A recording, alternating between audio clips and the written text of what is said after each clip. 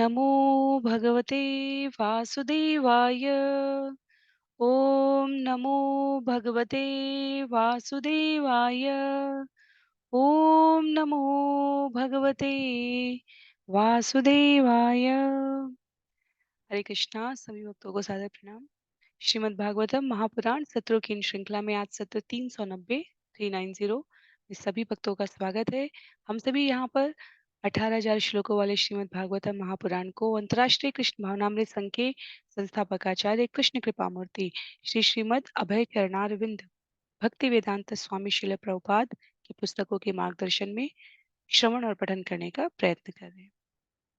जैसा सत्रों का प्रारूप है, वर्तमान विषय वस्तु का संक्षिप्त अवलोकन, तत्पश्चात मंगलाचरण और उसके बाद एक एक श्लोक का वाचन, अनुवाद और शिल प्रभुपाद के तात्पर्य के प्रकाश में भक्तों के संग हम सभी यहाँ पर मनन करने योग्य बिंदुओं को समझने का प्रयत्न करते हैं।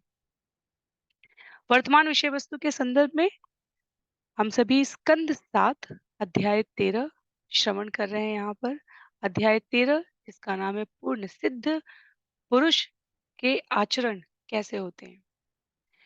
इस अध्याय में यदि हम सभी को स्मरण हो, पिछले सत्र में जो हमने श्रवण किया था उसमें सन्यासी के संसार से विरत रहने के जीव के लक्षण के बारे में बताते हुए नारद मुनि ने एक बार की कथा का उल्लेख किया है। वो उल्लेख प्रहलाद महाराज इस जगत में सिद्ध पुरुषों के लक्षण को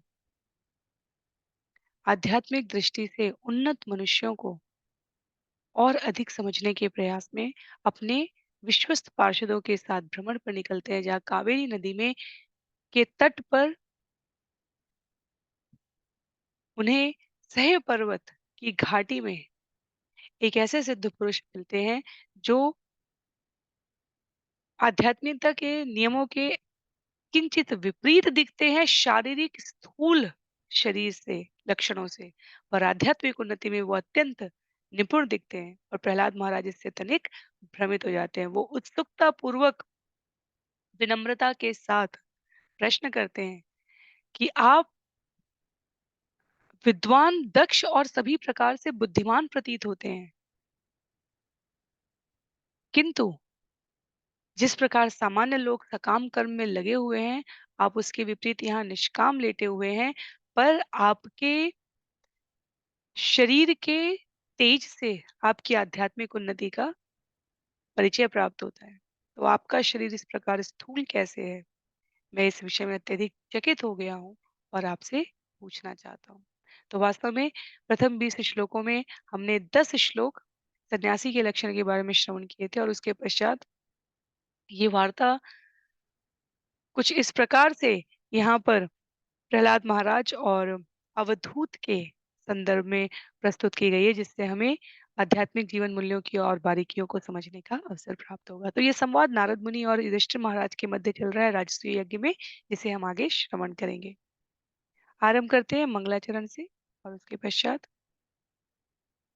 जिनके पास पुस्तक है, मेरा अनुरोध रहेगा कि पुस्तकों का हम लोग प्रयोग करने का प्रयत्न करें एक एक श्लोक के वाचन और अनुवाद के समय।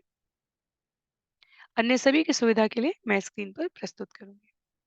नारायणं नमस्कृत्य नरं चैव नरोत्तमं देवीं सरस्वतीं व्यासं ततो जयमुदीरयेत्। शृण्वतां स्वकथा कृष्ण पुण्यश्रवणकीर्तन यद्यन्तस्थो यभद्राणि विधुनोति सुयत्स्यतां। नष्टप्रायेषु भद्रेषु नित्यं भागवत सेवया भगवत्युत्तमश्लोके भक्तिर्भवति नैष्ठिकी। ॐ अज्ञानतिमिरान्धस्य ज्ञानाञ्जनशलाकया चक्षुन्मीलितं येन तस्मै श्रीगुरुवे नमः। मूकं करोति वाचालं पङ्गुं लङ्घयते गिरिं यत्कृपातमहं वन्दे परमानन्दमाधवं। वाञ्छाकल्पतरुभ्यश्च कृपा सिन्धुभ्य एव च पतितानां पावनेभ्यो वैष्णवेभ्यो नमो नमः।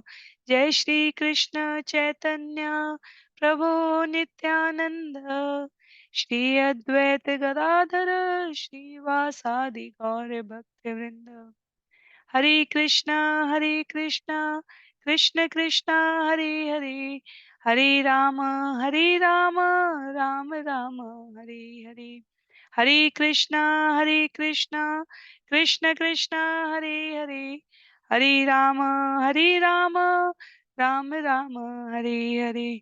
हरे कृष्णा कृष्ण कृष्णा हरे हरे, हरे राम राम राम हरे हरे। हरे कृष्णा। तो पुनः सभी भक्तों को सादर प्रणाम। सत्र 390 में आज हम सभी स्कंद 7 अध्याय 13 भाग 2 आरंभ करेंगे। इस अध्याय में 46 श्लोक हैं और इस अध्याय की समाप्ति के पश्चात स्कंद 7 से श्रवण किए गए समग्र श्लोकों की संख्या 628 हो जाएगी। पूरे श्रीमद् भागवतम से अब तक के श्लोकों की संख्या हमारे इन सत्रों में श्रवण और पठन जो की गई है वो 6199 हो जाएगी। प्रहलाद महाराज और अवधूत के मध्य संवाद का विषय है। प्रहलाद महाराज की जिज्ञासा है कि आध्यात्मिक उन्नति से के लक्षणों से युक्त आप शारीरिक रूप से इतने स्थूल क्यों लेटे हुए हैं? इस प्रकार निष्क्रिय से लगते हुए और भौतिक भोगों में रत जीव के समान शरीर आपका यष्ट पुष्ट बिना किसी कार्य के हो गया है। तो नारद महाराज कहते हैं, नारद मुनि ने कहा कि जब दैत्यराज प्रहलाद महाराज इस तरह से साधु पुरुष से प्रश्न कर रहे थे तो वह शब्दों की अमृत वर्षा से मुग्ध हो गया और उसने मुस्कुराते हुए प्रहलाद महाराज की उत्सुकता का इस प्रकार जवाब दिया है। क्या कहते हैं?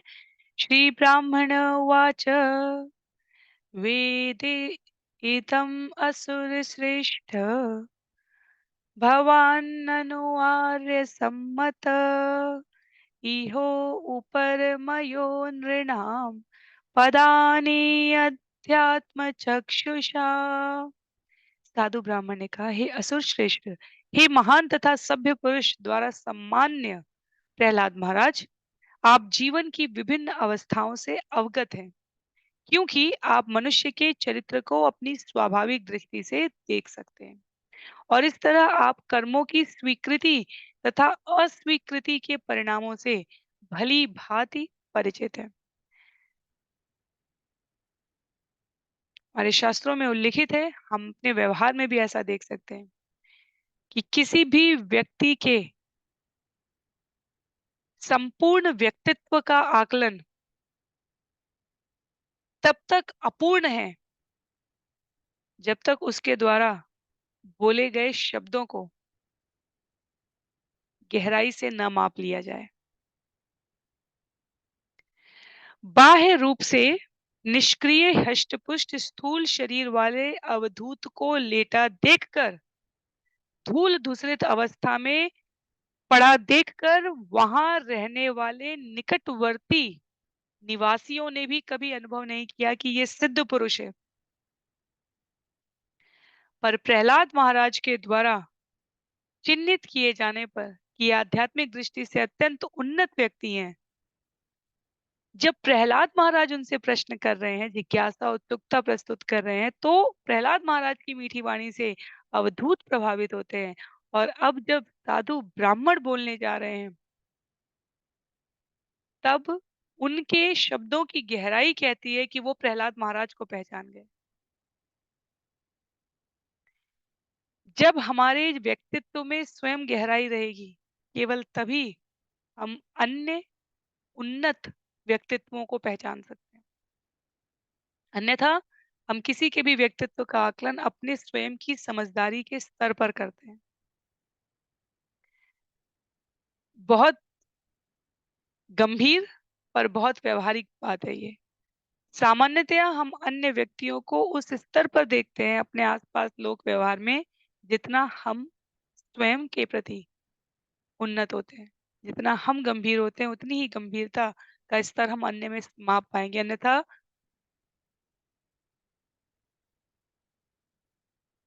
भ्रमित होने की संभावना अधिक रहेगी। जिस प्रकार प्रहलाद महाराज ने अवधूत को पहचान लिया, उसी प्रकार अवधूत ने भी प्रहलाद महाराज को पहचान लिया कि आप मनुष्य के चरित्र को अपनी स्वाभाविक दिव्य दृष्टि से देख सकते हैं। क्योंकि आप कर्मों की स्वीकृति और अस्वीकृति के परिणामों से भली भांति परिचित है। कौन सा कर्म कर्तव्य किस ध्येय की प्राप्ति के लिए किया जा रहा है और वो परिणाम स्वरूप किसके लिए उपयोगी, हितकारी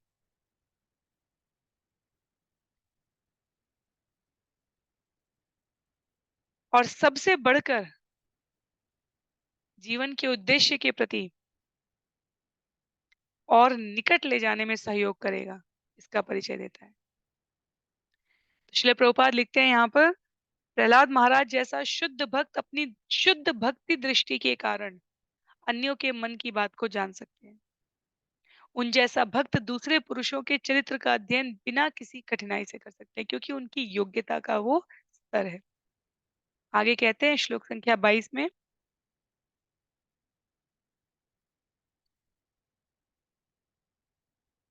यस्य नारायणो देवो भगवान् ह्यदगत सदा भक्त्या केवलया ज्ञानम् धुनोति ध्वान्तमर्कवत्। भगवान नारायण जो समस्त ऐश्वर्यों से पूर्ण है, आपके हृदय में अग्रणी है, क्योंकि आप शुद्ध भक्त हैं। वे सदैव अज्ञान के अंधकार को उसी तरह दूर करते हैं जिस प्रकार सूर्य ब्रह्मांड से अंधकार को दूर कर देता है। तो अवधूत पहचान गए कि भगवान आपके हृदय में अग्रगणी है, सदैव आपके जीवन की प्राथमिकता में, केंद्र में, गतिविधियों के एकाग्र चित्त होकर सोद्देश्य भगवत प्राप्ति के उद्देश्य से पूरित क्रियाकलापों से आप भ्रमण कर रहे हैं। जिस प्रकार सूर्य ब्रह्मांड से अंधकार को दूर कर देता है, उसी प्रकार हृदय में स्थित परमात्मा यदि सुषुप्त अवस्था में नहीं है, यदि उनसे संवाद स्थापित है, यदि वो अग्रगणी है जीवन में, तो हमारे जीवन के सभी प्रकार के अज्ञान को वो निश्चित रूप से दूर कर देते हैं।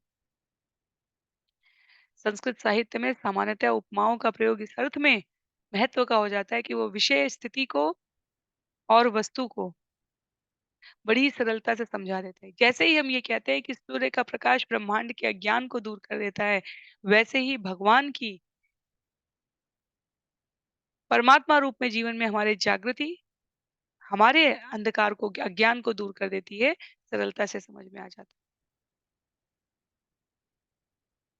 कहते हैं आगे अवधूत श्लोक संख्या 33 में 23 में, तथापि ब्रूमहे प्रश्नान् तव राजन् यथा श्रुतं सम्भाषणीयो हि भवान् आत्मन शुद्धिम इक्षता।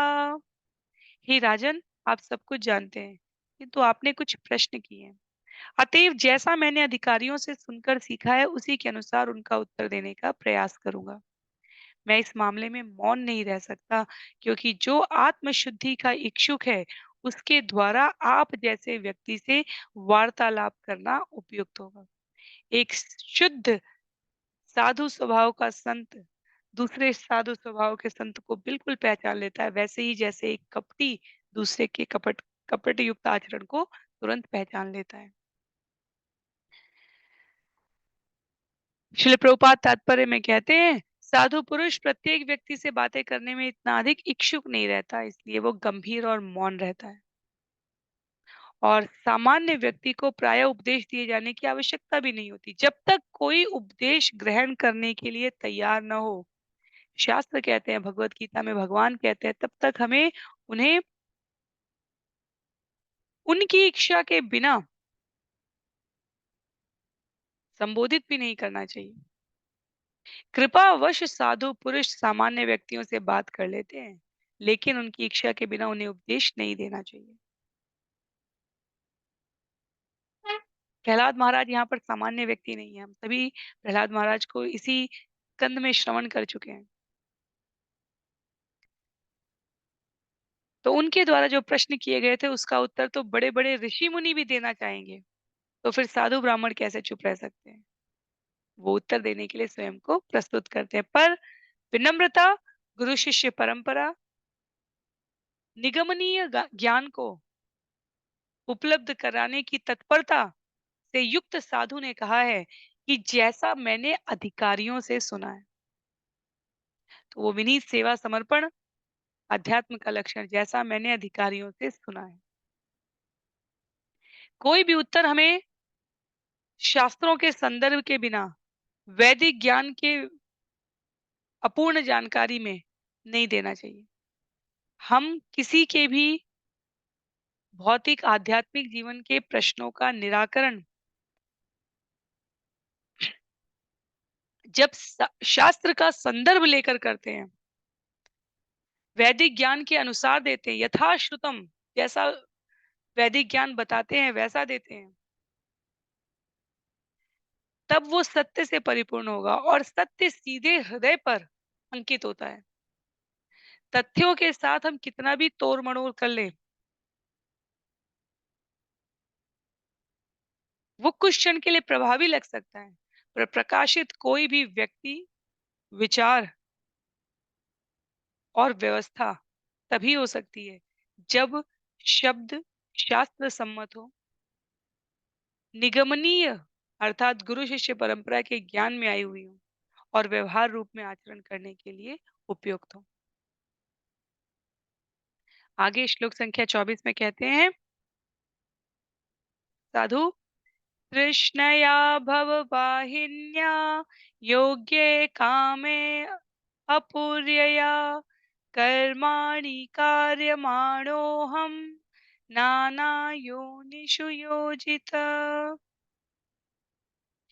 अतृप्त भौतिक इच्छाओं के कारण मैं प्राकृतिक नियमों की तरंगों द्वारा बहा या लिए जा रहा था और जीवन की विभिन्न योनियों में जीवन संघर्ष करते हुए विभिन्न कार्यकलापों में लगा रहा। अपने आरंभिक जीवन का परिचय देते हुए साधु कहते हैं कि जैसे सामान्य मनुष्य अपनी विविध भौतिक इच्छाओं को पूरा करने के प्रयास में एक जन्म से दूसरा जन्म, एक शरीर से को छोड़कर दूसरे शरीर को ग्रहण कर रहा होता है, उसी प्रकार सकाम कर्म की अवस्था में मैं अपने आप को प्रतिदिन, प्रतिक्षण, प्रति जन्म लगाए हुए था। जीवन संघर्ष में लगा हुआ था। भौतिक दशाओं के बीच में टक्कर खाते रह रहा था और उछल रहा था। श्रील प्रभुपाद तात्पर्य में लिखते हैं।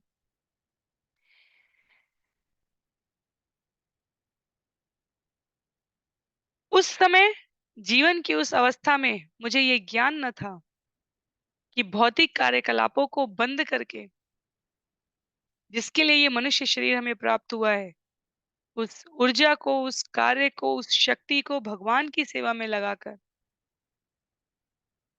इस जगत में भौतिक रूप से दृश्यमान होता हुआ भी मैं भगवान की शरण को ग्रहण करने में सक्षम हो पाऊंगा। तो अपने जीवन संघर्ष को मैं शुद्ध बनाने के लिए अभी उद्यत नहीं हुआ था और उसके कारण क्या स्थिति थी? यदृक्षया लोकमिमं प्रापित कर्मभिभ्रमन् स्वर्गापवर्गयोद्वारं तिरश्चाम पुनयस्य च।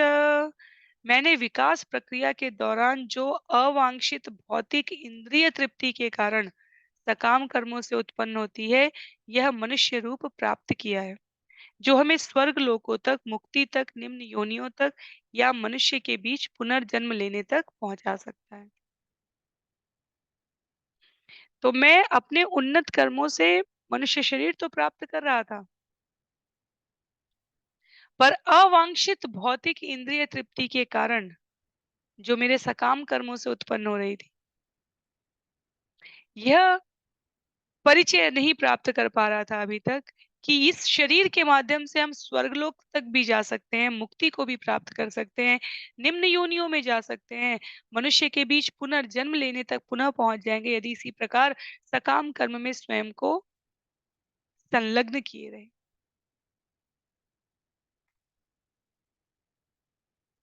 श्रील प्रभुपाद कहते हैं कुछ इसे विकास प्रक्रिया कहते हैं, कुछ इसे संघर्ष प्रक्रिया कहते हैं।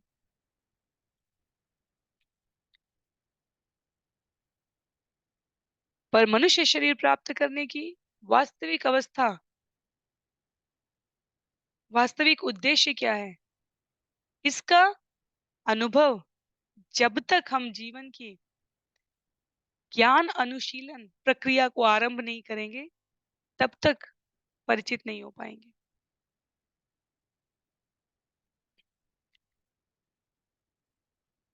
श्रील प्रभुपाद कहते हैं भौतिक जीवन प वर्ग कहलाता है, और प वर्ग में प, फ, ब, भ, म, यदि हमें वर्णमाला स्मरण हो तो प, फ, ब, भ, म, ये जो 5 अक्षर हैं जिसे प वर्ग द्वारा दर्शित किया जाता है, उसमें प का अर्थ है परिश्रम, फ का अर्थ है पेन।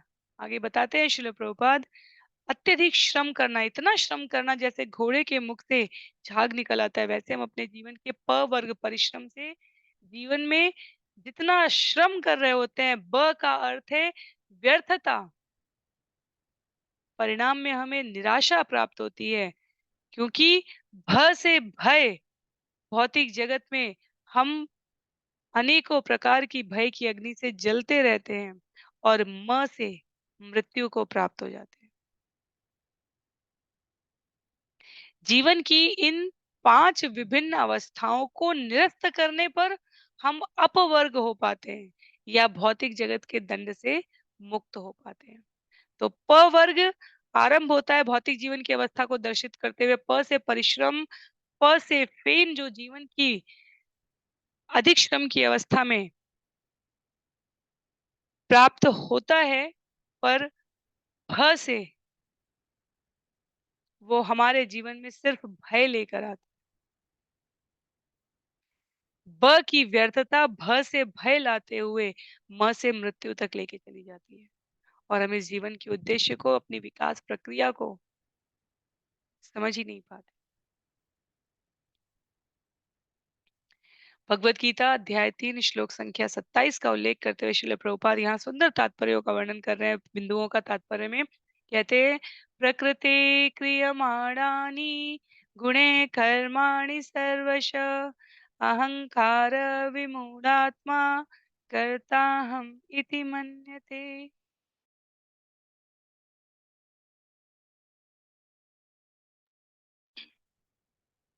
भौतिक प्रकृति के 3 गुणों के वशीभूत होकर मोहग्रस्त आत्मा अपने को उन सारे कार्यों का कर्ता मान बैठता है जो वास्तव में प्रकृति द्वारा संपन्न हो रहे होते हैं। तो जब तक जीवात्मा के जीवन में आध्यात्म नहीं है, तब तक उसे लगता है कि करने वाला वो है। और जब हम भगवत गीता श्रवण करते हैं, शास्त्र के संग में, भक्तों के आश्रय में जब हम पालन करना आरंभ करते हैं, तब हमें पता चलता है कर्ता, कारक और कारण तीनों भगवान है। हम तो निमित्त मात्र बन के अपने आप को प्रस्तुत करते हैं ताकि भगवान की प्रसन्नता अर्जित कर सकें। सुंदर तात्पर्य लिखा है श्रील प्रभुपाद ने, वो कहते हैं सभी आध्यात्मिक नियमों के पीछे भगवान प्रत्यक्ष रूप से हैं, पर सभी भौतिक नियमों के पीछे भगवान अप्रत्यक्ष रूप से अपनी बहिरंगा शक्ति के माध्यम से, नियंता कृष्ण ही है। यदि कोई कृष्ण की शरण में जाता है तो तुरंत ही बाह्य प्रकृति के नियंत्रण से छूट जाता है, और जीवन के लक्ष्य के रूप में हमें इसे धारण करना चाहिए। श्लोक संख्या 26 में, तत्रापि दंपतीनां च सुखायान्यापनुत्तये कर्माणि कुर्वतां दृष्टा निवृत्तोऽस्मि विपर्ययम्। इस मनुष्य जीवन में पुरुष तथा स्त्री का मिलन मैथुन सुख के लिए होता है, किंतु हमने वास्तविक अनुभव से देखा है कि उनमें से कोई भी सुखी नहीं है। इसलिए विपरीत परिणामों को देखकर मैंने भौतिकतावादी कार्यों में भाग लेना बंद कर दिया है। साधु कहते हैं, मैंने जीवन की विभिन्न अवस्थाओं को देखा, और जो भी प्रतीकात्मक रूप से सुख के कारक लगते हैं, वो अंततः हमें क्षणिक सुख प्रदान करने में ही सक्षम है। विषय सुख कुछ समय के लिए रुचिकर लग सकते हैं, पर अंततो गत्वा उसमें जो परिणाम मिलता है वो कलह, दुख और निराशा के रूप में ही प्राप्त होता है। क्योंकि यदि भौतिक रूप से हमें लगेगा कि हम अत्यंत समृद्ध हैं, सुखी हैं, शांत हैं, सामर्थ्यवान हैं, तो भी मृत्यु का कष्ट, भय, रोगों का वृद्धावस्था का ये सामर्थ्य, संपन्नता और सुखी होने का क्रमशः ह्रास करते हैं। तो भक्त, साधु, महापुरुष के रूप में संसार की भयावह स्थिति से अपने को बचाए रखने के लिए कृष्ण भावनामृत के कार्य में लगकर जीवन यापन करने के उद्देश्य की प्राप्ति में ब्राह्मण कहते हैं कि मैंने अपने आप को सकाम कर्मियों के रूप में प्रयोग किए जाने वाली वस्तुओं का जो दुरुपयोग हो जाता है, संसाधनों का, उन सब से स्वयं को संन्यास ले लिया है, अपनी आध्यात्मिक उन्नति को प्रशस्त करने के लिए। कहते हैं आगे श्लोक संख्या 27 में, सुखम अस्यात्मनो रूपम सर्वे हो परतिस्तनु मन संस्पर्श जान दृष्ट्वा भोगान स्वप्स्यामि संविशन। सुखमस्य आत्मनो रूपं सर्वे ये उपरति तनु मनः संस्पर्शजान् दृष्ट्वा भोगान् स्वप्स्यामि संविशन्। जीवों के लिए जीवन का वास्तविक स्वरूप आध्यात्मिक सुख का है और यही असली सुख है।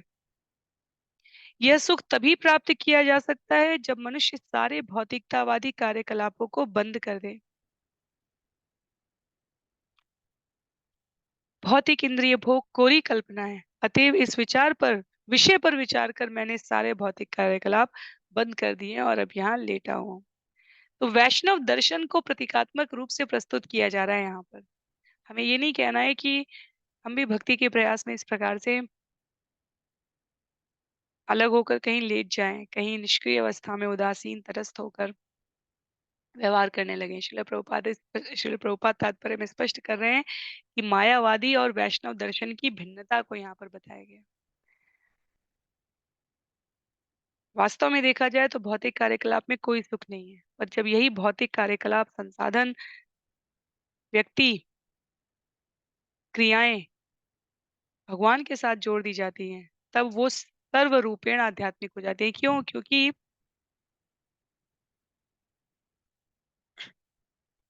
इस भौतिक जगत में कोई बहुत अधिक समय तक निष्क्रिय नहीं रह सकता। तो यदि हमें अपना निर्गत मार्ग, वे आउट, निकलने का रास्ता नहीं पता है, तो ना चाहते हुए भी हम इसी प्रकार के कार्यों में संलग्न रहेंगे। पर जब हम अपने आप को, क्योंकि निष्क्रिय नहीं रह सकते यदि हमारे जीवन में शरीर में प्राण है, और सक्रिय रहने की अवस्था में यदि हम भौतिक भोगों में लिप्त रहेंगे तो हम अंततः निराशा और दीर्घकालिक हास के ही प्राप्ति कर पाएंगे। तो निर्गत मार्ग क्या है? अगला स्तर क्या है? अगला स्तर है कि प्रत्येक प्रकार के भौतिक संसाधन को, कार्य को भगवान को केंद्र में रखकर करना आरंभ कर दें तो वो आध्यात्मिक हो जाते हैं, और यही वैष्णव दर्शन है। वैष्णव दर्शन का अर्थ केवल स्वयं के लाभ के लिए ब्रह्म का ध्यान करना,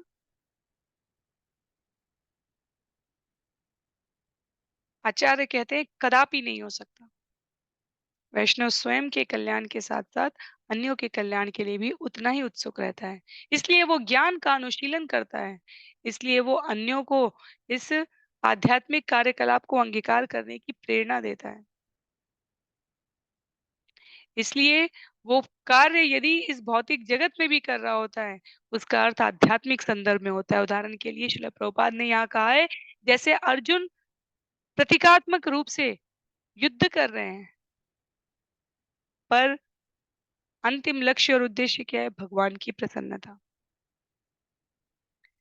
तो प्रतीकात्मकता का अर्थ ये नहीं है कि अर्जुन ने युद्ध नहीं किया। प्रतीकात्मकता का अर्थ यहाँ पर इस अर्थ में है कि वो कार्य भौतिक लग रहा था, पर उसका उद्देश्य आध्यात्मिक था। भगवान ने कहा, मेरी इच्छा से हो रहा है, तुम युद्ध करने के लिए युद्ध करो, जीतना या हारना वो पूर्व निर्धारित है। ऐसी अवस्था में जब हम जीवन के कार्यकलाप में लगे होते हैं तो उसे मुक्त अवस्था कहते हैं। हम कर्म कर रहे हैं, परिणाम भगवान के हाथ में है। उनकी प्रसन्नता के लिए कर्म कर रहे हैं, उत्तरदायित्व से युक्त होकर कर रहे हैं, आसक्त होकर नहीं कर रहे हैं। कहते हैं श्लोक संख्या 28 में, इति एतत् आत्मनः स्वार्थं विस्मृत्य इति एतत् आत्मनः स्वार्थं सन्तं विस्मृत्य वैपुमान् विचित्रामसति द्वैते घोराम आपनोति संस्कृतिम। इस प्रकार बद्धात्मा शरीर के भीतर रहकर अपने हित को भूल जाता है, क्योंकि वह अपनी पहचान शरीर के रूप में करने लगता है। क्योंकि शरीर भौतिक होता है, अतएव उसकी सहज प्रवृत्ति भौतिक जगत की विविधताओं की ओर आकृष्ट होने की रहती है। इस तरह जीव इस संसार के कष्टों को भोगता है। जिस क्षण हम अपने समस्त कार्यों को सिर्फ तत्कालिक सुख प्राप्ति के लिए करने में संलग्न हो जाते हैं, उस समय वो हमारी भौतिक अवस्था हो जाती है। और भौतिक अवस्था वास्तव में संसार के अनेकानेक कष्टों को आमंत्रित करती है। तो यदि आध्यात्मिक पूर्णता नहीं आ रही है जीवन में, आध्यात्मिक प्राणी कभी दुखी नहीं होता। वो अपने मूल स्वरूप में रहता है, और मूल स्वरूप आध्यात्मिक रूप से अनुप्राणित व्यक्ति का कौन सा है? सच्चित आनंद। आनंद की प्रभुता रहती है, स्वभाव से सुखी रहता है।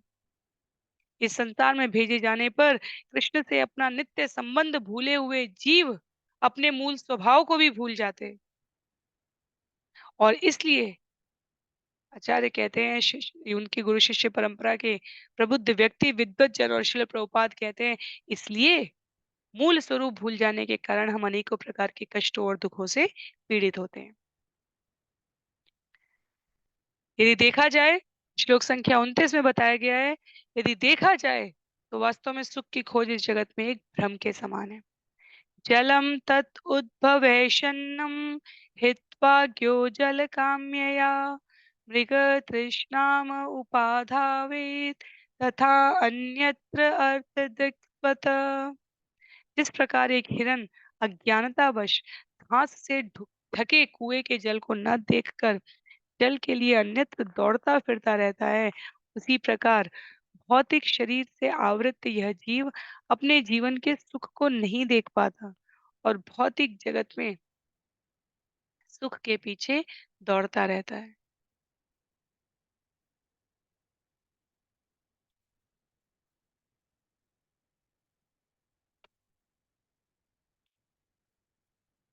यदि विचार किया जाए तो वैसे भी कुछ समय पहले तक इस भौतिक जगत में किसी लक्ष्य की प्राप्ति हमारे सुख का कारण रही है। आज वर्तमान में हम कुछ इच्छाएं करते हैं जो भविष्य में जाकर पूरी होंगी या नहीं होंगी, हमें नहीं पता। पर हमें ऐसा लगता है कि ये इच्छाएं ये हो जाए, ये हो जाए और ये हो जाए, तो हम सुखी हो जाएंगे। पर जब हम अपने जीवन काल में उस स्तर पर पहुंच जाते हैं जहां वो प्रथम भूतकाल की गई 3 इच्छाएं अब पूरी हो गई हैं, तब हम अन्य 13 इच्छाओं से घिर जाते हैं। श्रील प्रभुपाद कहते हैं, ये हिरन का दृष्टांत बहुत ही उपयुक्त है। ज्ञान के अभाव में हम अपने सुखों को बाहर तलाश कर रहे होते हैं। जैसे आधुनिक भौतिक वैज्ञानिक समझते हैं कि पदार्थ ही सब कुछ है, मैटर ही सब कुछ है। ये शरीर carbon, hydrogen, nitrogen, oxygen, iron, potassium, calcium इनसे बना हुआ है। पर वास्तव में ये पदार्थ तो बहुत बहुतायता में उपलब्ध है। क्या हम इन पदार्थों का, तत्वों का प्रयोग करके पुनः मानव बना सकते हैं? बिना प्रकृति की नैसर्गिक क्रिया के क्या हम बिल्कुल एक दूसरा मानव रासायनिक तत्वों का प्रयोग करके खड़ा कर सकते हैं? यदि नहीं कर सकते हैं, तो हमें ये जानने में रुचि होनी चाहिए। ये हमारे लिए रोचक विषय होना चाहिए कि आखिर वो तत्व क्या है जो इन भौतिक रासायनिक तत्वों से ऊपर है। वो आत्म तत्व है। और कितना भी हम कहें कि हम सुखी हैं और संपन्न हैं इस भौतिक जगत में, सुखी और संपन्न होने को नकारात्मक नहीं कहा जा रहा है। हमें विषय को अनर्थ के रूप में नहीं प्रयोग करना है। सुखी और संपन्नता की वास्तविक परिभाषा को समझने के लिए यहाँ पर अनुरोध किया जा रहा है। जब हम बाहर से इस जगत में दिखते हुए भी अपनी समस्त क्रियाओं को भगवान की प्रसन्नता के लिए संपादित करते हैं, प्रतिदिन सुबह उठने के पश्चात शास्त्र में जिस प्रकार भगवत स्मरण करने के लिए अपनी आध्यात्मिक चेतना को भगवान से संबद्ध करने के लिए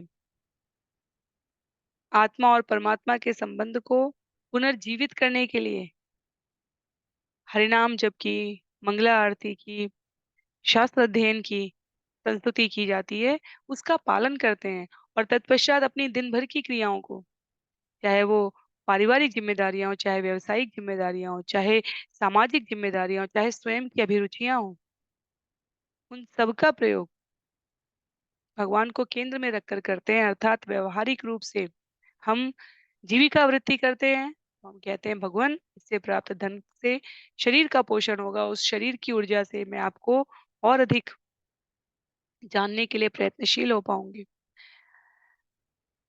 शारीरिक संबंधों से पुत्र के रूप में, पुत्री के रूप में, माता-पिता के रूप में, गुरु शिष्य के रूप में, सेवक स्वामी के तथाकथित इस भौतिक जगत के संबंध में, जब हम अपने कर्तव्यों को अन्यों को त्रास दिए बिना आवश्यकता अनुसार भौतिक भोग अर्जित करते हुए भी अन्य सभी साधनों के माध्यम से आध्यात्मिक प्रगति के लिए प्रयत्नशील हो रहे हैं। जब हमारे सामाजिक उत्तरदायित्व लोगों की चेतना को पुनः उत्साहपूर्वक त्योहार के समय, उत्सव के समय, मंदिर में विभिन्न स्थानों पर होने वाले कार्यक्रमों के आयोजन के समय संलग्न कर रहे होते हैं, तब हमारे जीवन की ये भौतिक क्रियाएं भी आध्यात्मिक हो जाती हैं। पंचांग कैलेंडर के अनुसार तिथि कोई भी हो, भक्त के जीवन में प्रतिदिन कोई उत्सव रहता है। इसीलिए यदि आप वैष्णव कैलेंडर देखें, अंतर्राष्ट्रीय कृष्ण भावनामृत संघ गौड़ीय संप्रदाय कैलेंडर देखिए, प्रतिदिन किसी न किसी विद्वत जन की अवतरण तिथि, तिरोभाव तिथि या भगवान के किसी न किसी अवतार की कोई न कोई दिव्य घटना की तिथि वहाँ लिखी होती है।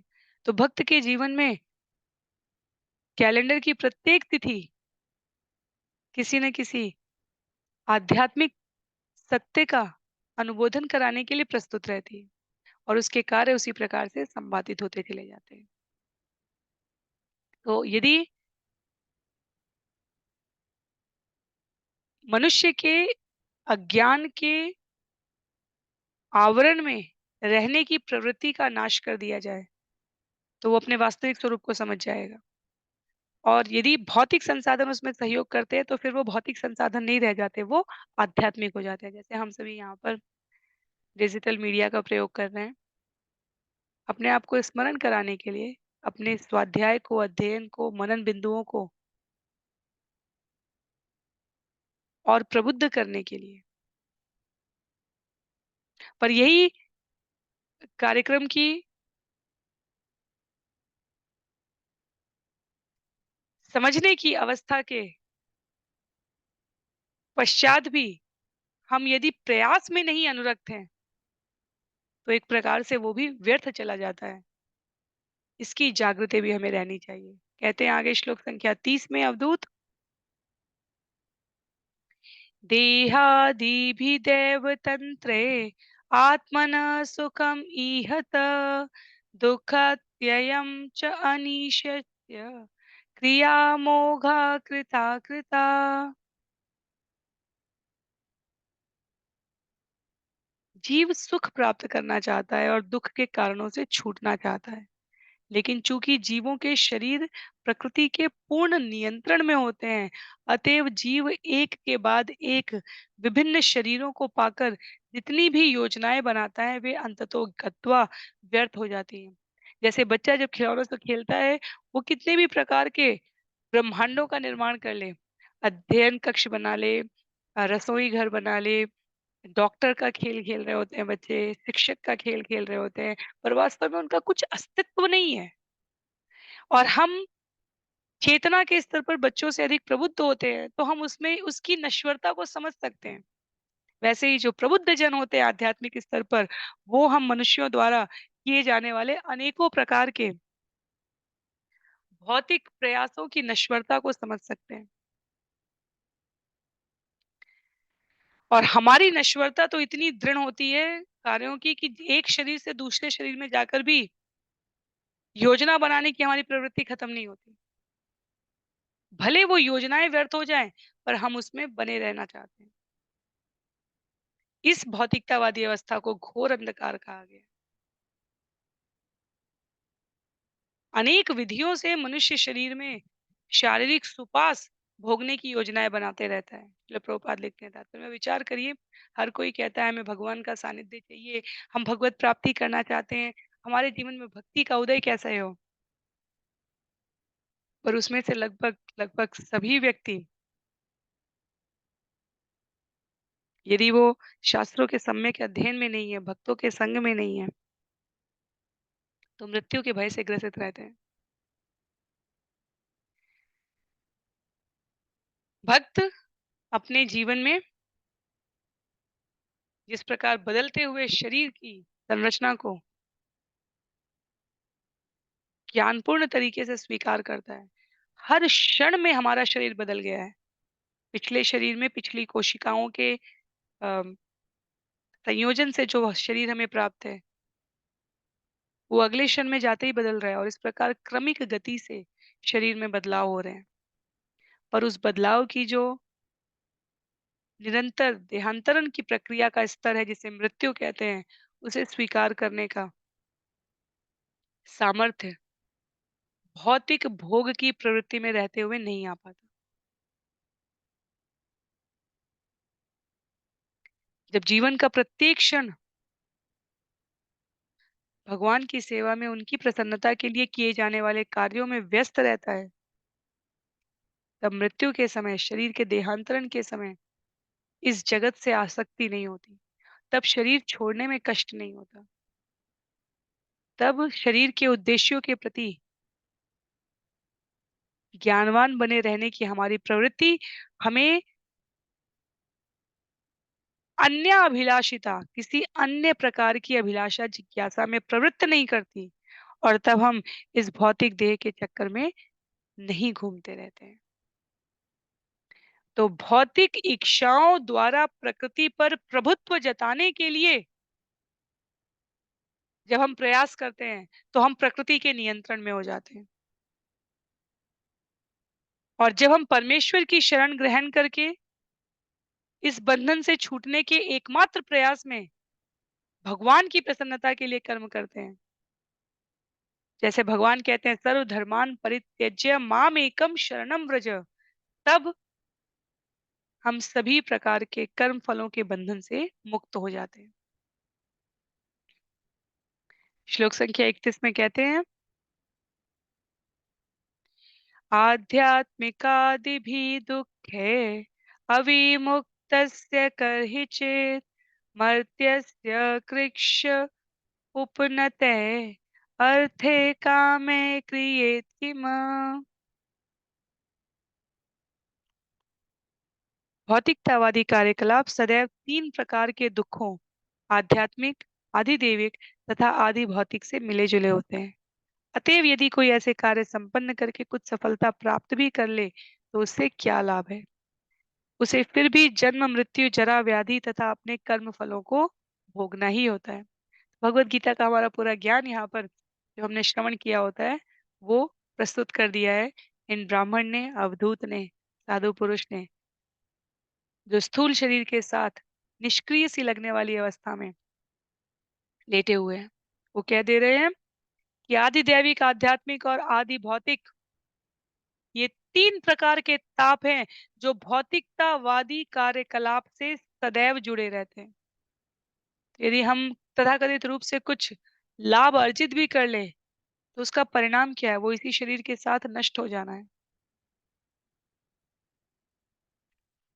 बिल्कुल ऐसा ही है ज्ञान हमने भगवत गीता के अध्यायों में भगवान श्री कृष्ण के श्रीमुख से अर्जुन के माध्यम से समस्त प्राणियों को प्रदत्त होते हुए श्रवण किया है।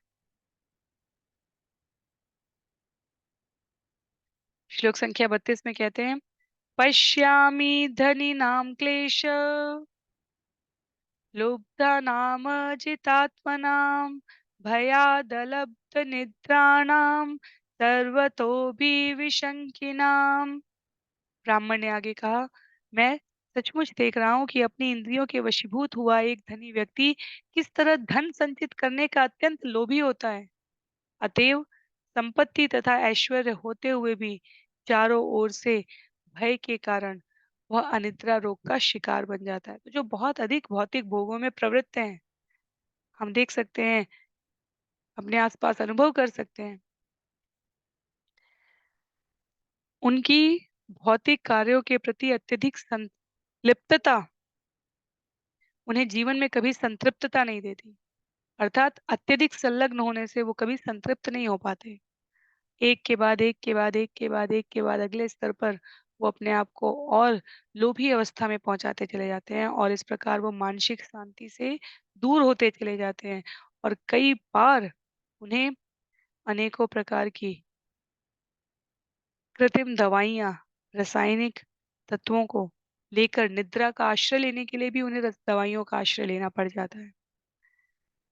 तो शिल प्रभुपाद तात्पर्य में कह रहे हैं इतने श्रम से एकत्र किए गए धन का परिणाम सुखी बनने के लिए कैसे हो सकता है जबकि चारों तरफ दुख की ऐसी छाया मंडरा रही हो।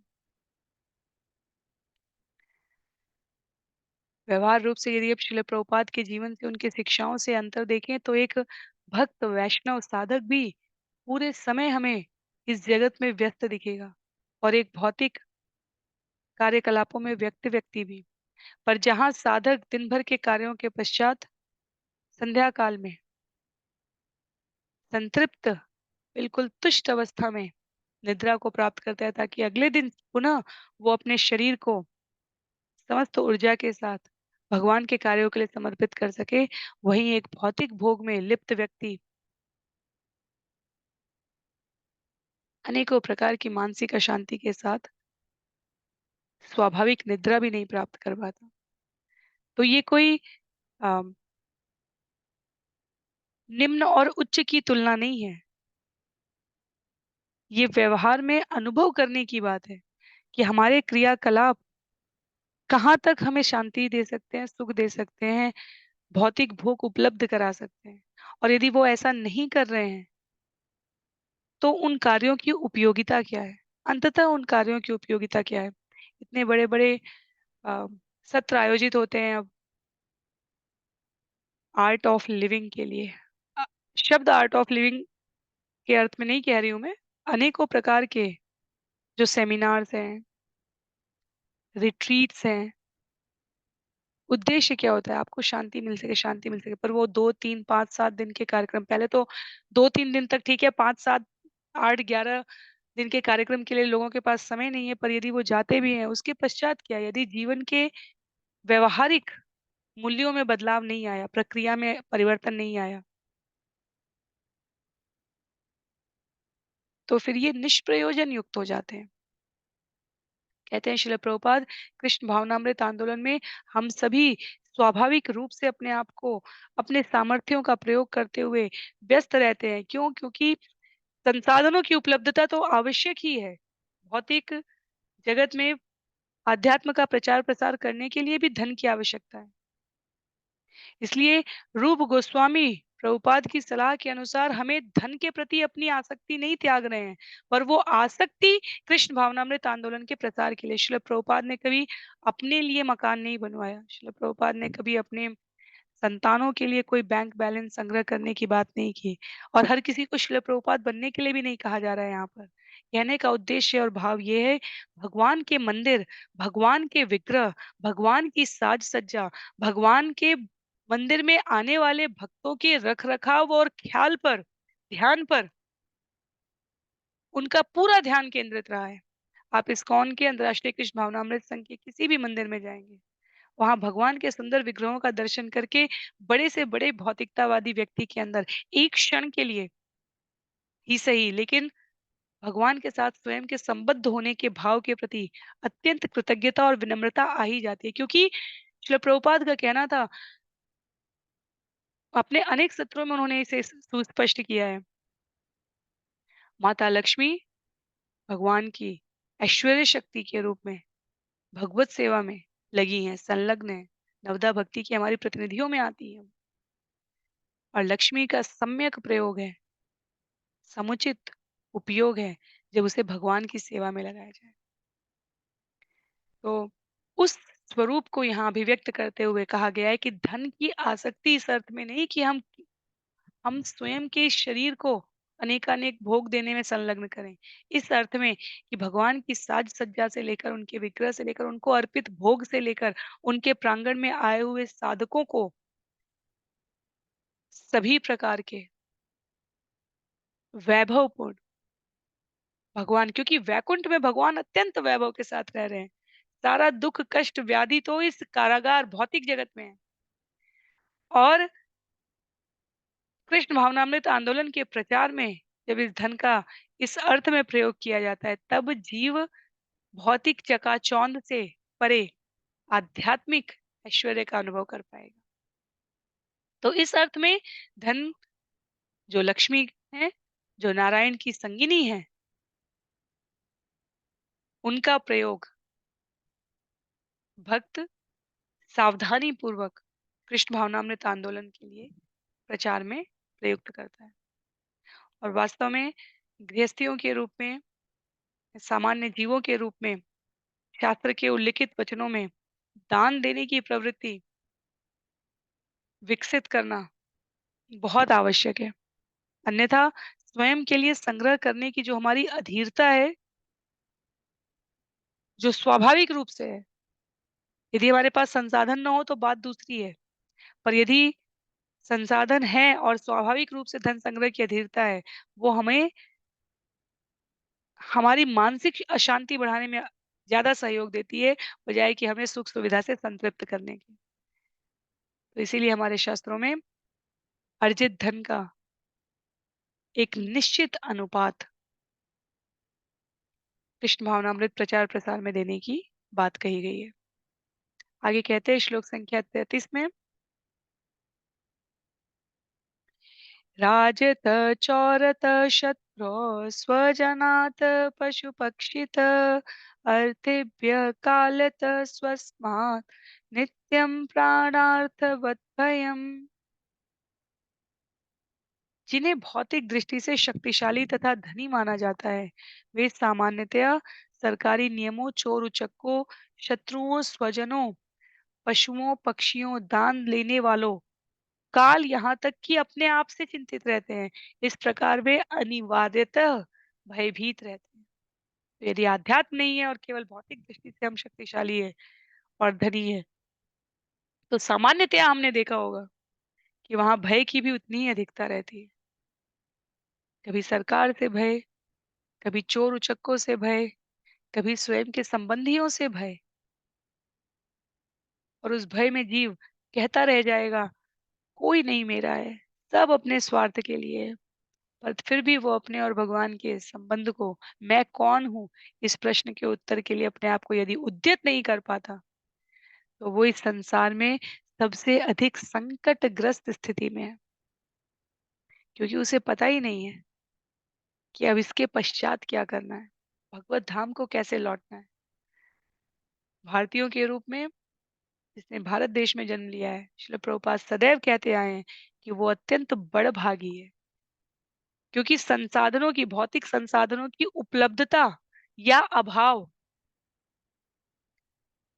संस्कार ही कुछ इस प्रकार के होते हैं कि उपलब्धता या अभाव दोनों इस ज्ञान को आवृत्त नहीं कर पाते कि ये उद्देश्य केवल इस संसाधनों को एकत्र करने के लिए नहीं मिला है। अन्य स्थानों पर, अन्य भौगोलिक सीमाओं में ये ज्ञान भी प्रेषित कर पाना अत्यधिक कठिन है। और इसलिए चैतन्य महाप्रभु भी चैतन्य चरितामृत में कहते हैं, जिन्होंने भारत में जन्म लिया है, उनके लिए ये अधिक दृढ़ता पूर्वक पालन करने वाला उत्तरदायित्व है कि वे समस्त विश्व में इस आध्यात्मिक चेतना का प्रसार और प्रचार करें। जीवन के असली उद्देश्य मैं कौन हूँ का अर्थ जीवन के अंतिम श्वास में आने पर किसी अर्थ का नहीं रह जाता। तब काल द्वारा निश्चित अवधि समाप्त हो चुकी होती। यदि राम नाम सत्य है, तो वो जीवन के बिल्कुल आरंभिक क्षण से हमारी स्मृति और कार्यों में होना चाहिए। अंत समय में कहा गया राम नाम सत्य, अन्यों को प्रेरणा दे सकता है, उनका जीवन परिवर्तित हो सकता है। पर जिस शरीर को वहाँ ले जाया जा रहा है, उसकी अंतिम यात्रा पर, उसके लिए वो किसी उपयोग का नहीं रह जाता। इसलिए मनुष्य को इस संसार में जीव के रूप में अपनी स्थिति को समझना चाहिए और प्रयास करना चाहिए कि भगवत धाम इस प्रकार लौटा जा सके। इसी में जीवन की पूर्णता है। इस प्रयास को अत्यंत धैर्य और प्रबुद्धता के साथ स्वयं के लिए और अन्यों के लिए बनाए रखना, ये आसान नहीं है। ये शब्दों में कह देना कि भगवत धाम वापस जाना हमारे जीवन का लक्ष्य है। हमारे प्रत्येक कार्य के केंद्र में भगवान होने चाहिए। भौतिक संपत्ति, धन का असली उपयोग भगवत प्राप्ति और भगवान के कार्यों में संलग्न होना है। व्यवहार में भी हमें पता होना चाहिए कि कैसे, अन्यथा केवल शब्दों के माया जाल में हम फँस कर रह जाएँगे और पुनः अपने आप को छल रहे होते हैं। इसके व्यावहारिक उपयोग इसीलिए श्रील प्रभुपाद ने अपनी शिक्षाओं में, अपने आचरण से, अपने केंद्र में स्थित अनुयायियों के जीवन परिचय से प्रस्तुत करा है। श्लोक संख्या 34 में शोक मोह भय क्रोध राग क्लैब्य श्रमादय यन्मूलास्यो नृणाम जहयात स्पृहां प्राण अर्थयो बुध। मानव समाज के बुद्धिमान लोगों को चाहिए कि वे शोक, लोभ, भय, क्रोध, अनुराग, दरिद्रता तथा अनावश्यक श्रम के मूल कारण को त्याग दें। इन सबों का मूल कारण अनावश्यक प्रतिष्ठा तथा धन की लालसा है।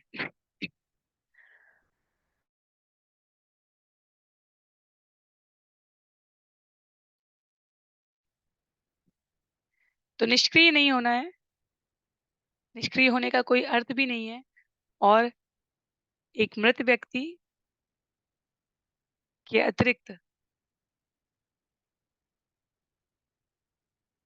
संभावित रूप से और कोई निष्क्रिय होता भी नहीं है। एक बालक के रूप में एक कई बार आचार्य कहते हैं, एक पागल व्यक्ति जिसे हम इस भौतिक जगत में कह दें कि जिसकी इंद्रिय और चित्त सही स्थान पर कार्य नहीं कर रहे हैं, वो भी निष्क्रिय नहीं होता। और जैसे उसकी गतिविधियों को देखकर हमें लगता है कि उसके द्वारा किए जाने वाले कार्यों का कोई प्रयोजन नहीं है, वैसे ही एक प्रबुद्ध व्यक्ति सामान्य भौतिक व्यक्ति के जीवन में घटित होने वाली गतिविधियों को देखकर कहता है इसका कोई महत्व नहीं है। प्रहलाद महाराज ने कहा है अपनी शिक्षाओं में, सुबह से उठकर रात के सोने तक यदि हमारी गतिविधियां हमें हमारी चेतना के अगले स्तर तक नहीं ले जाती, तो वो जीवन का दिन वृथा हो गया। तो बिंदु कृष्ण भावनामृत चेतना के अत्यंत सरल हैं, पर व्यवहारिक रूप से पालन करने के लिए जो प्रतिबद्धता है, वो हमें सतत शास्त्र के संग में संलग्न रहने पर भक्तों के साथ भगवान की सेवा और भक्तों की सेवा करने में प्रबुद्ध रहने के बाद ही प्राप्त होती है। अन्यथा आसुरी अवस्था में और मनुष्य शरीर में कोई अंतर नहीं है। तो इंद्रियों के प्रति न्यूनतम तुष्टि प्रदान करते रहना और आध्यात्म के प्रति अधिकाधिक संलग्न रहना, ये मनुष्य जीवन की सफलता है। सभी प्रकार से हमारी चेतना हमें इस प्रकार मोड़ देनी चाहिए कि हम इस बिंदु को कभी विस्मृत ना कर सकें। भागवत सिद्धांत हमारे जीवन का, व्यवहार का एक अभिन्न अंग बन जाए। कहते हैं श्लोक संख्या 35 में मधुकार महासर्पो लोकेस्मिन्नो गुरुत्तमो वैराग्यम परितोषम च प्राप्ता यक्षिक्षया वयम्। मधुमक्खी तथा अजगर दो श्रेष्ठ गुरु हैं जो हमें इस संबंध में आदर्श उपदेश देते हैं कि किस तरह थोड़ा थोड़ा संग्रह करके संतुष्ट रहा जाए और किस तरह एक ही स्थान में ठहरा जाए, हिला ना जाए। कितना व्यवहारिक उदाहरण है। इसलिए अजगर वृत्ति यहाँ पर जो हमने आरंभ किया था तो कहा था अजगर वृत्ति है। कैसे कहते हैं अवधूत, मधुमक्खी से मैंने क्या सीखा और अजगर से मैंने क्या सीखा? विराग सर्व कामेभ्य शिक्षितो मे मधुव्रतात् वृक्षाप्तम मधुवद्वित्तम हत्वा पयन हत्वाप्यन्यो हरेत् पतिम् विराग सर्व कामेभ्य शिक्षितो मे मधुव्रतात् वृक्षाप्तम मधुवद्वित्तम हत्वा अपि अन्य हरेत् पतिम्। मधुमक्खी से मैंने सीखा है कि धन संग्रह करने से किस तरह विरक्त रहना चाहिए, क्योंकि यद्यपि धन शहद जैसा है, किंतु कोई भी धन के स्वामी को मारकर धन को ले जा सकता है। मधुमक्खी और अजगरवृत्ति। तो कई बार भागवतम के कई सारे अध्याय तत्व के बारे में बताते हैं और तत्वों के बीच में कथाएं होती हैं या दृष्टांत होता है। तो कथा और तत्व दोनों का आश्रय लेकर उद्देश्य क्या है? भक्ति के महत्व को समझना और समझाना। अब यहाँ पर उपमा दी गई है मधुमक्खी के धन शहद संचय से, जो किसी भी प्रकार से धन संचय से भिन्न नहीं है। छत्ते में एकत्र किए गए शहद को कोई भी बलपूर्वक ले जा सकता है। उसी प्रकार जो धन हम संग्रह कर रहे हैं, कल को सरकार के नियम, विधि, विधान, कानून या चोर उचक्कों द्वारा किसी भी प्रकार से उस धन का हरण किया जा सकता है।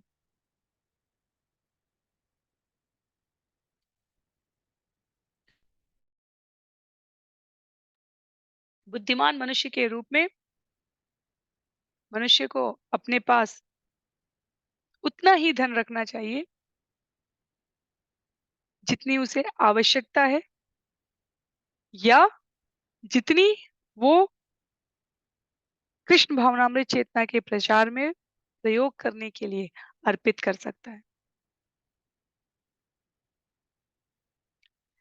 धन का अर्थ केवल द्रव्य के रूप में, लक्ष्मी के रूप में ही यहाँ पर नहीं कहा गया है। शरीर की स्वस्थता धन है, समय की उपयोगिता धन है, और भौतिक वृत्ति से अर्जित धन जिसके द्वारा अन्य संसाधनों की उपलब्धता होती है, उसे भी यहाँ पर इंगित किया गया है। तो अपने समय का, अपने शरीर की ऊर्जा का, अपने द्वारा किए गए कार्यों से उपलब्ध भौतिक द्रव्य जिससे वस्तु विनिमय करना व्यवहारिक रूप से संभव है, इसको संचय करते समय, इसको प्रयोग करते समय ये सावधानी, इसका कितना हिस्सा हमें हमारी आध्यात्मिक स्थिति में और सुदृढ़ कर रहा है, उस महत्व के साथ व्यवहार करना, ये बुद्धिमत्ता है। इसलिए कहते हैं कलयुग में विद्वान व्यक्ति इसके प्रति अत्यधिक सचेत रहता है। श्लोक संख्या 37 में अनीह परितुष्टात्मा यदृक्षा उपनतात् अहम् नो चेत भवानी महाहीव सत्ववान। मैं किसी भी वस्तु को प्राप्त करने के लिए प्रयत्न नहीं करता, अभी तो जो कुछ भी अपने आप मिल जाता है उसी से संतुष्ट रहता हूँ। यदि मुझे कुछ भी नहीं मिलता तो अजगर की तरह मैं अविक्षिप्त रहते हुए धैर्यपूर्ण रहता हूँ और कई कई दिनों तक पड़ा रहता हूँ। तो मधुमक्खी के रूप में धन संचय करने की अनिवार्यता और व्यवहारिकता को स्पष्ट करते हैं अवधूत, और अजगर वृत्ति के रूप में अपने आप को अविक्षिप्त रहते हुए, अर्थात पागलपन ना दिखाते हुए, अधीरता ना दिखाते हुए, धैर्य पूर्वक समय की सम्यक अवस्था की व्यवहार की प्रतीक्षा करता हूँ। श्लोक संख्या 38 में इसे और विस्तार देते हुए कहा है क्वचित अल्पम क्वचित भूरि भुंजेन्नम स्वाद अस्वादु वा क्वचित् भूरि गुणोपेतं गुणहीनमुत क्वचित् श्रद्धयोऽपहृतं क्वापि कदाचिन्मानवर्जितं भुञ्जे भुक्त्वा कस्मिंश्चित् दिवानक्तं यदक्षया। कभी मैं थोड़ा खाता हूँ और कभी अधिक, कभी भोजन स्वादिष्ट होता है तो कभी बासी, कभी बड़े आदर के साथ मुझे प्रसाद दिया जाता है और कभी अत्यंत उपेक्षा से भोजन मिलता है। कभी मैं दिन में खाता हूँ तो कभी रात में। इस प्रकार मुझे जो कुछ आसानी से मिल जाता है, उसे ही खाता हूँ। इसका अर्थ ये नहीं है कि कभी भी खाता हूँ। इसका अर्थ ये है कि कभी भी उपलब्धता के अनुसार, ऐसा नहीं कभी दिन में भी खा लिया और रात में भी खा लिया वाली बात नहीं कह रहा है अजगर प्रवृत्ति यहाँ पर व्यक्त करते हुए साधु के रूप में ये सज्जन व्यक्ति प्रहलाद महाराज के सामने ये कह रहे हैं कि मेरी अनावश्यक प्रवृत्ति संग्रह की नहीं है। वैसे भी वशिष्ठ मुनि ने कहा है, तुलसीदास जी रामचरितमानस में कहते हैं, इस शरीर में स्थित चेतना आत्मा को अपने पूर्ववर्ती कर्मों के प्रारब्ध के अनुसार भौतिक संसाधनों की उपलब्धता निर्धारित होती है। समान एक ही जगह की रोड, सड़क के किनारे की दुकान, 2 मिठाई की दुकान हो, 2 कपड़े की दुकान हो, 2 सुनार की दुकान हो, 2 किसी भी प्रकार की अ, हस्तशिल्प की किसी भी प्रकार की दुकान हो, दोनों दुकान की आमदनी सामान्यतया एक जैसी नहीं हो सकती। प्रारब्ध के कोटे से जो हमारे लिए निश्चित किया गया है, वो हमारे भौतिक जीवन वहन में सहायक होता है। वर्तमान के हमारे कर्म, हमारी चेतना की लिप्तता के प्रति हमारी सतर्कता, हमारे भावी प्रारब्ध को बनाती है। तो पूर्ववर्ती कर्म से हमें आज का भाग्य प्रारब्ध प्राप्त हुआ है और हमारा आज का कर्म हमारी आगे की चेतना को, हमारे आगे के प्रारब्ध को निर्धारित कर रहा है। इसलिए वर्तमान के समय की ऊर्जा का सर्वाधिक सदुपयोग भगवत प्राप्ति की ओर अग्रसरित होने में, जीवन के उद्देश्य की प्राप्ति करने में, क्योंकि प्रारब्ध की प्रेरणा से उतनी चेतना और कार्य के स्तर पर व्यस्तता तो हम वैसे भी दिखाएँगे, जिससे हमें हमारे लिए निश्चित कोटे में प्राप्त भौतिक संसाधन उपलब्ध हो जाएँ। जब ये बिंदु की स्पष्टता रहेगी तब हम अधिक वृत्ति, अधिक तो अमृत को भी विष कह दिया गया है हमारे यहाँ सुभाषितानी के श्लोकों में, तब हम अधिक वृत्ति में अपने आप को संलग्न नहीं करते हैं। तो उसी को आगे स्पष्ट करते हुए यहाँ पर अवधूत कहते हैं, क्षौमं दुकूलमजीनम् चिरं वल्कलमेव वा वसेन्यतपि सम्प्राप्तं दृष्टभुक् अहम्। शरीर ढकने के लिए मेरे भाग्य से मुझे जो कुछ भी मिल जाता है, चाहे श्याम वस्त्र हो या रेशमी या सूती कपड़ा, चाहे पेड़ की छाल हो या मृगशाला, उसे मैं काम में लाता हूँ। मैं पूर्ण संतुष्ट रहता हूँ तथा विचलित नहीं होता। कहते हैं आगे, क्वचित क्वचिच्छैधरोपस्थे तृणपर्णाश्मभस्मसु क्वचित् प्रासादपर्यङ्के कशिपो वा परीक्षया। कभी मैं पृथ्वी पर, कभी पत्तियों पर, घास या पत्थर पर, तो कभी राख के ढेर पर अथवा कभी-कभी अन्यों की इच्छा से महल के उच्च कोटि के बिस्तर तथा तकिए पर सोता हूँ। तो ये वास्तव में सत्य है। हमारे आचार्य, हमारे गुरु आध्यात्मिक दृष्टि से अत्यंत उन्नत व्यक्ति के जीवन में ये अभी हम उनको जिनको भी अनुभव है उनके संग का, वो जानते हैं और समझते हैं इस बात को कि उनके लिए पत्तल पे कराया गया भोजन या चांदी के बर्तन में कराया गया भोजन केवल इतने महत्व का है कि वो भगवान को अर्पित किया गया प्रसाद है या नहीं। वो जमीन पर शयन कर रहे हैं, विभिन्न प्रकार की यात्राएं जब होती हैं हमने देखा है, वो जमीन पर शयन कर रहे हैं या वो सुंदर रेशमी आरामदायक बिस्तर पर पलंग पर सो रहे हैं। उनके लिए कोई भिन्नता नहीं थी। वो सदैव सदा कहते रहते हैं, हाँ, हाँ, बिल्कुल ठीक है, सब ठीक है, कोई परेशानी नहीं है, कोई अवस्था नहीं है। वृत्ति इतनी स्थिर हो चुकी होती है विद्वान व्यक्ति की, कि भौतिक उपलब्धता या अनुपलब्धता उनकी आध्यात्मिक प्रबुद्धता को कभी प्रभावित नहीं करती। और यहाँ पर अवधूत कह रहे हैं, जो बिल्कुल निष्क्रिय से धूल-धूसरित लेटे हुए दिख रहे हैं, वो कहते हैं, उन्हें कभी-कभी लोगों की इच्छा को ध्यान में रखते हुए अन्यों की इच्छा से महल के उच्च कोटि के बिस्तर पर भी सोया हूँ। कभी मैं पृथ्वी पर पत्तियों पर घास या पत्थर या राख के ढेर पर भी सोया हूँ। दोनों ही स्थितियों में मेरे लिए ये कुछ भिन्नता नहीं, मेरे लिए ये समान है। मुझे इससे कोई अंतर नहीं पता चलता।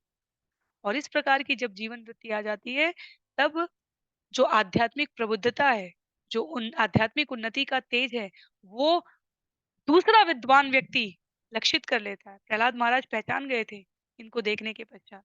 उस अजगर वृत्ति का अर्थ क्या है, वो यहाँ स्पष्ट हो रहा है। श्लोक संख्या 41 में क्वचित् स्नात अनुलिप्तांग सुवासास्त्रग्भि अलंकृत रथे भाषेश्वर चरे क्वापि दिग्वासाग्रहवद्विभो क्वचित् स्नातानुलिप्तांग सुवासास्त्रग्भि अलंकृत रथ इभ अश्वे क्वापि दिग्वासाग्रहवत् विभो। हे स्वामी, कभी मैं ठीक से स्नान करके सारे शरीर में चंदन का लेप करता हूँ, फूलों की माला पहनता हूँ और सुंदर वस्त्र तथा आभूषण धारण करता हूँ। फिर मैं राजा की तरह हाथी की पीठ पर या रथ या घोड़े पर सवार होकर विचरण करता हूँ। किंतु कभी-कभी मैं भूत-प्रेत द्वारा सताए व्यक्ति की तरह नंग-धड़ंग घूमता हूँ। तो अवधूत अपनी स्थिति को व्यक्त कर रहे हैं। अ, शब्दों के चयन के विपरीत हमें उसके भाव को ग्रहण करना है। सम्यक अवस्था धारण करने की यहाँ पर बात की जा रही है। श्लोक संख्या 42 में कहते हैं, नाहं निंदेन च स्तौमि स्वभाव विषमं जनम एतेषां श्रेय आशासे उत्का उते काम्यम महात्मनि। विभिन्न लोग विभिन्न स्वभाव के होते हैं, अतएव उनकी प्रशंसा करना या उनकी निंदा करना मेरा कार्य नहीं है। मैं तो इस आशा से उनके कल्याण की कामना करता हूँ कि वे परमात्मा भगवान श्री कृष्ण के साथ एकात्मकता स्वीकार कर लेंगे। तो विभिन्न प्रकार के व्यक्तियों का मुझे संपर्क प्राप्त होता है, पर मैं उसमें लिप्त नहीं होता। महल के आरामदायक बिस्तर पर, पलंग पर भी नहीं, और चंदन के सुगंधित सुवास लेप से भी नहीं। मैं उनके कल्याण की कामना इस आशा से करता हूँ कि कभी न कभी भक्त के संग का जो लाभ है वो उनके जीवन में दृश्यमान हो जाए, भगवान के साथ वो अपनी एकात्मकता सुनिश्चित कर लें। तो संत पुरुष के रूप में हमने जिन्हें भी देखा है, अनुभव किया है, जिनके बारे में भी श्रवण किया है, हम देखेंगे कि वे अच्छे और बुरे में भेदभाव नहीं करते। पर जैसा कि भिन्न-भिन्न मुंड में मति भिन्न-भिन्न होती है, उसी प्रकार सबके लिए वो कल्याण की कामना करते हैं। कोई तुरंत ये बातें सुनकर अपने जीवन में, आचरण में, व्यवहार में इसकी उपयोगिता समझकर पालन करने लग जाते हैं। कुछ की भौतिक विषयों में इतनी आसक्ति होती है कि कई बार एक जन्म भी पर्याप्त नहीं होता उनको इस ज्ञान को सुनते रहने के पश्चात भी आचरण में लाने की, व्यावहारिक बुद्धि को पालन करने के लिए। उन्हें अगला जन्म लेना पड़ता है, फिर कोई और जन्म लेना पड़ता है, फिर कोई और जन्म लेना पड़ता है। पर साधु व्यक्ति सदैव जो भी उनके संपर्क में आता है उसके कल्याण की कामना करता है। श्लोक संख्या 43 में विकल्पम जुहुयात् चित्तो तां मनसि अर्थ विभ्रमे मनोवैकारिके हुत्वा तम मायायां जुहोत्यनु। अच्छे तथा बुरे के भेदभाव की जो मानसिक कल्पना है, उसे इकाई रूप में स्वीकार करके उसे मन में लगाना चाहिए और तब मन को मिथ्या अहंकार में लगाना चाहिए। इस मिथ्या अहंकार को माया में लगाना चाहिए। मिथ्या भेदभाव से लड़ने की विधि यही है। अर्थात योगी की स्थिति बताई जा रही है यहाँ पे कि वो किस प्रकार भौतिक राग से स्वयं को मुक्त करता है।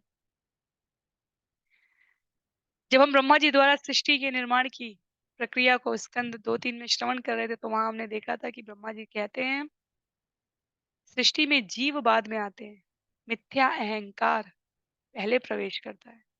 इसलिए एक शिशु के रूप में भी हमारे अंदर मिथ्या अहंकार उपस्थित होता है, भले हम उसे व्यक्त नहीं कर पाते शब्दों से, पर हमारे कार्यों से व्यक्त हो जाता है। दो बच्चों को बैठा दिया जाए, एक बच्चे को एक खिलौना पकड़ा दिया जाए और दूसरे के हाथ से देकर पकड़ाया जाए, 10 में से 9 बच्चे अधीरता के साथ उस खिलौने को वापस छीन लेते हैं। मेरा है का जो भाव है वो इतना प्रबुद्ध होता है, मिथ्या अहंकार का स्वभाव जनित जो संग है, वो इतना प्रगाढ़ होता है, इतना दृढ़ होता है कि एक शिशु भी अपनी वस्तु के प्रति इतना आसक्त रहता है। तो यहाँ पर योगी के रूप में कहते हैं कि जैसे योगी अपने आप को इस मिथ्या अहंकार के भाव को लीन करके परम शक्तिमान में संलग्न होना चाहता है, भौतिक आकर्षण से मुक्त होने की वास्तव में यही विधि है। स्वयं को सतत ये कहना मेरा क्या है, मेरा क्या है, मेरा क्या है, वास्तव में उस अनुभूति को प्रगाढ़ करने की एक प्रक्रिया है। श्लोक संख्या 44 में आत्मानुभूततां मायां जुडुयात् सत्यदृक् मुनि ततो निरीहो विरमेत् स्वान् अनुभूत्यात्मनि स्थित आत्मा अनुभूतो तां मायां जुनुयात् सत्रिकं मुनि ततो निरीहो विरमेत् स्व अनुभूति आत्मनि स्थित। विद्वान विचारवान व्यक्ति को इसकी अनुभूति होनी चाहिए कि यह भौतिक जगत मोह है, किंतु ऐसा आत्म साक्षात्कार द्वारा ही संभव है। ऐसे स्वरूप सिद्ध व्यक्ति को जिसने सत्य का वास्तविक साक्षात्कार किया है, आत्म साक्षात्कार होने के कारण समस्त भौतिक कार्यकलापों से अवकाश ले लेना चाहिए। तो यदि ये आत्म साक्षात्कार जीवन में आ चुका है, तब भौतिक कार्यकलापों का कोई अर्थ नहीं रह जाता, क्योंकि यदि भक्त के रूप में, साधक के रूप में उसका प्रयोग, वो कार्य भी किए जा रहे हैं, प्रयोग में भी लाए जा रहे हैं, तो उसका अंतिम उपयोग भगवान के लिए अपने आप को समर्पित करने में ही होता है। और वही वास्तव में भौतिक अवस्था से अवकाश ले लेना कहा जाता है। तो ये जो यहाँ पर सिद्ध मुनि योगी अवधूत ब्राह्मण प्रहलाद महाराज को दिख रहे हैं, ये वास्तव में भौतिक कार्यकलाप से विरत हो चुके हैं और आध्यात्मिक उन्नति और चेतना के लिए वो कहते हैं दयामय करुणामय तरीके से वो संग देते हैं जीवों को। श्लोक संख्या 45 में अपने संवाद को यहाँ पर समेटते हुए अवधूत कहते हैं स्वात्मवृतं मयेत्थं ते सुगुप्तम् अपि वर्णितं व्यपेतं लोकशस्त्राभ्यां व्यपेतं लोकशास्त्राभ्यां भवान् हि भगवत्पर।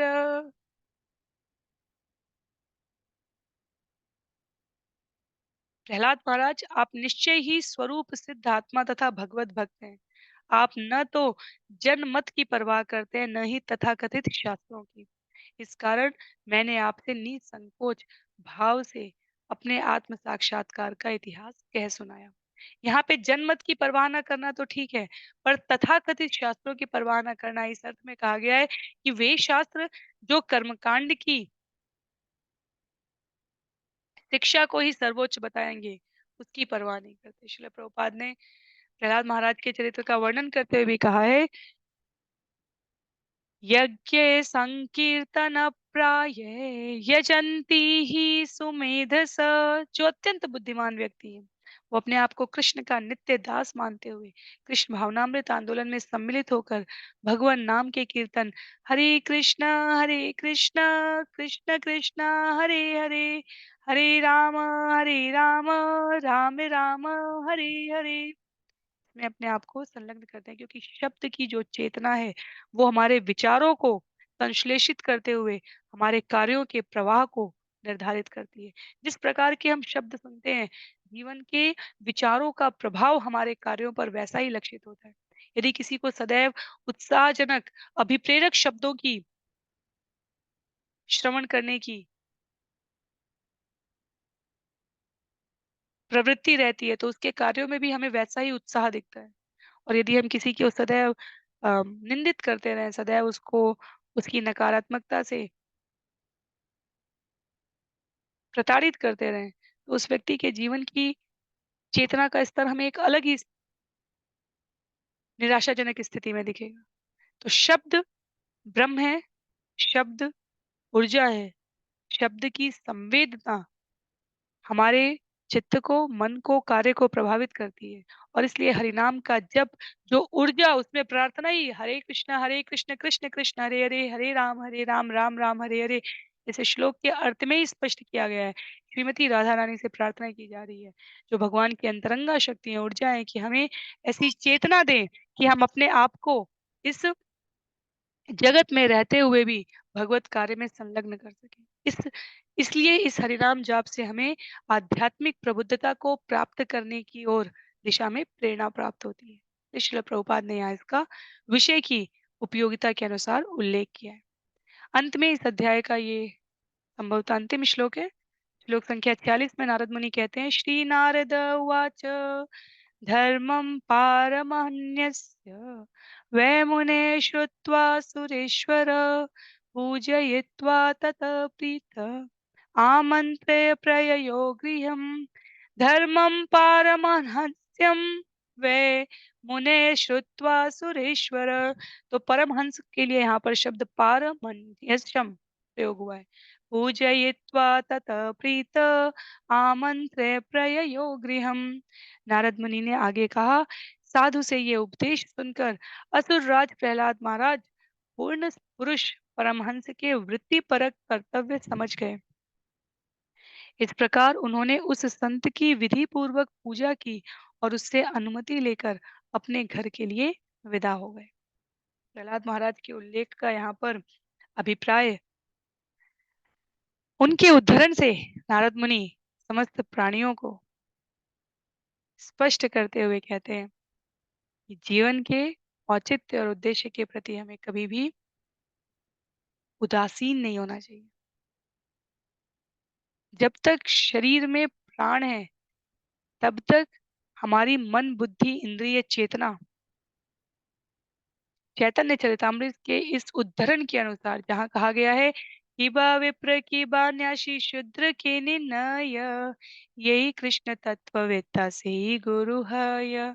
कोई भी ऐसा व्यक्ति जो कृष्ण के विज्ञान से पूर्ण तथा अवगत हो, गुरु बन सकता है। अतएव प्रहलाद महाराज असुरों पर शासन करने वाले गृहस्थ होते हुए भी परमहंस थे, फलस्वरूप वे हमारे गुरु हैं। इसलिए गुरुओं की सूची में प्रहलाद महाराज का उल्लेख है।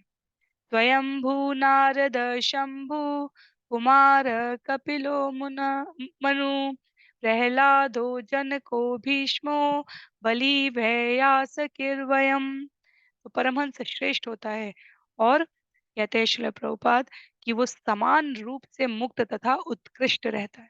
इस प्रकार श्रीमद् भागवतम के सप्तम स्कंद के अंतर्गत सिद्ध पुरुष का आचरण नामक 13वें अध्याय के भक्ति वेदांत तात्पर्य यहाँ पर पूर्ण हो रहे हैं। अध्याय 13 यहाँ समाप्त हो रहे हैं। ईश्वर की असीम अनुकंपा से हम लोग अगले सत्र में इस स्कंद के अंतिम 2 अध्याय, अध्याय 14 और अध्याय 15 को श्रवण करने का प्रयत्न करेंगे। आज के लिए सत्र को यहीं समाप्त करेंगे। किंचित अधिक समय लगा है, पर क्योंकि अध्याय की पूर्णता भी आवश्यक थी विषय को सही प्रकार से समझते हुए, तो सभी को धन्यवाद इस अतिरिक्त समय के लिए भी। किसी भी प्रकार की टिप्पणी के लिए आप जहाँ भी जुड़े हुए हैं वहां से प्रस्तुत कर सकते हैं, प्रेषित कर सकते हैं। श्रील प्रभुपाद की जय, श्रील गुरुदेव की जय, अनंत कोटि वैष्णव वृंद की जय, श्रीमद् भागवतम महापुराण की जय। हरे कृष्णा।